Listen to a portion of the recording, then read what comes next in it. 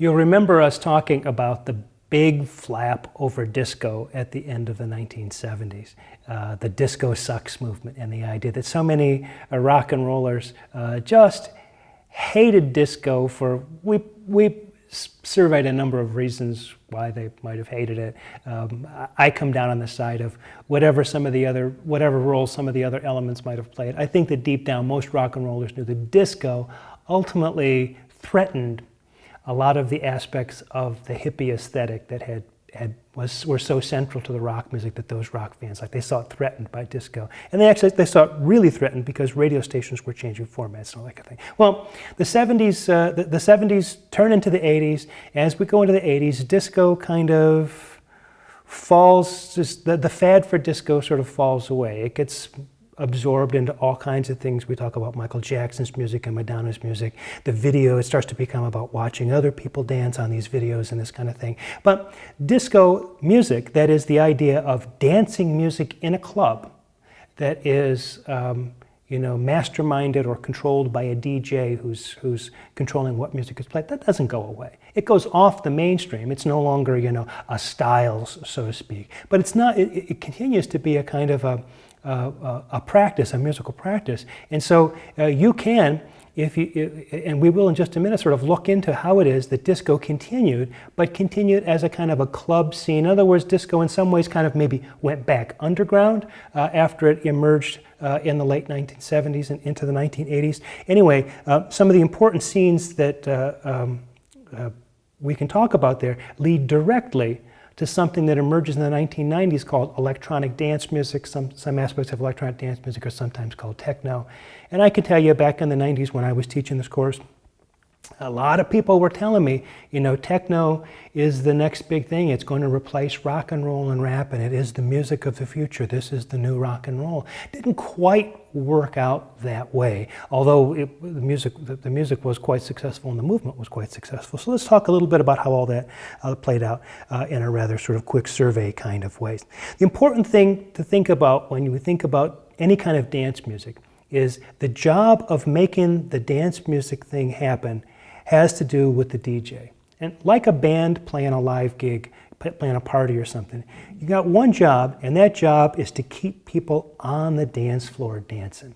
While a band can reorganize the tune live and play different sections, however they want to do, depending on how they've got it worked out, a DJ is really a lot more restricted in a lot of kinds of ways because they have to depend on things that are already recorded or things they can produce in addition to the recording to keep the music going. So we've already talked about, we were talking about the roots of hip-hop, how DJs would oftentimes take, a great sort of danceable part of a tune and have it on two different turntables and just kind of use the same record on two turntables and just keep extending that by coming back and back again to it. Now we've got the possibility that in the 90s that people can do that digitally, and so the possibilities are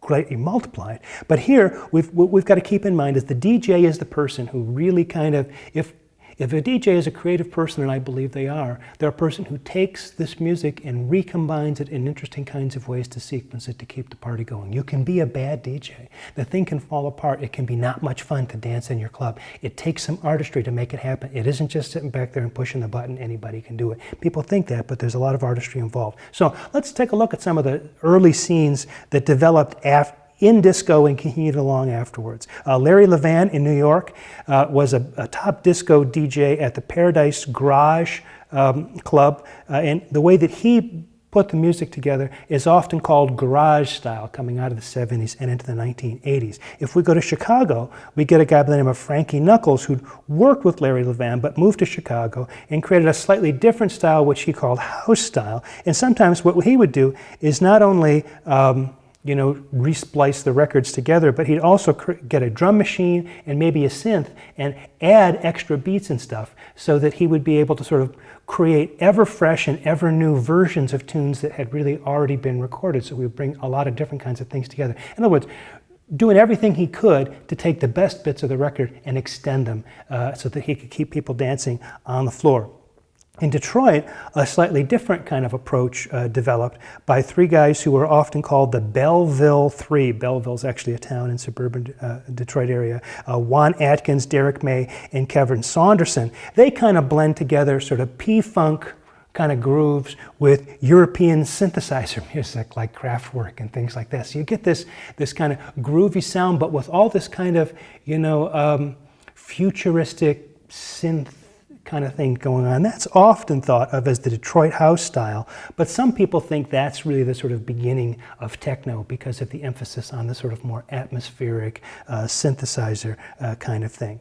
So what starts to happen throughout the 1980s is these all-night rave dance parties begin to develop, heavily fueled by use of the drug ecstasy. In fact, in 1988, there's so much of this going on that it's sometimes referred to by historians as the second summer of love, a summer of raves, of ecstasy, of dance music. And this whole scene throughout the 80s gets transplanted to the UK, where UK DJs pick up on a lot of this kind of thing. They see what's happening in the US, they bring it back to their clubs, they create a scene there. And so it's actually in the UK that the first, really important records start to emerge as part of this. It's not just a live thing, but they're actually recordings you can purchase. The first UK hits are by groups like Orbital, Moby, and Prodigy, and this happens in the early 1970s, or early 1990s, I'm sorry. What then happens is that UK scene, as these records start to have a little bit of commercial success over there, sort of makes its way back to this country again, and we get this rave culture coming to the US in places like New York, San Francisco, and Los Angeles, and we start to see by the end of the 90s hits in this country that are more in the electronic dance music, techno kind of style. So we get, for example, in 1997 from the Chemical Brothers, we get Dig Your Own Hole, number 14 on the pop charts, of course, number 1 in the UK. From Prodigy, we get Fat of the Land in 1997, number 1 on both sides of the Atlantic. And Moby's album from 1993 called Play, number 1 in the UK, number 38 in this country. So we really see a resurgence of dance music, but done in a way that's maybe a little less simplistic or pop-minded than, say, The Twist or Saturday Night Fever, some of the other dance movements we've seen through the course of rock history. Here, these artists that I'm talking about here, Chemical Brothers, Prodigy, Moby, they pride themselves on being sophisticated, not in sort of, using a mechanical beat so everybody can dance, but creating a kind of a hipper, more sophisticated kind of music. And so that's sort of the story, a very brief and probably unfair survey of electronic dance music, but it gives you some idea of other things that were going on in the 90s. Well, we come now to the conclusion of the course and the conclusion of not only part 2, but for those of you who've been with me through part 1, the conclusion of the whole thing. And I want to leave you with a couple of parting thoughts. The first thing that I want to share with you is the idea that as time passes, our perception of the past changes. As historians, we try to be as objective and tell you how things really were at the time. Try not to be filtered by what we like now. So in other words, just picking out the things in the past that we like. We try not to be motivated by trying to change the history so it reflects values that we hold now. In other words, don't change the story because you want things in the present to change. We try to be as objective as we can. But even at that, histories change. There are things called, there's an area of academic inquiry called reception theory, reception history, which kind of tracks the way things change as the values of different societies change. So the story I'm telling you will probably change a bit as we move forward in time.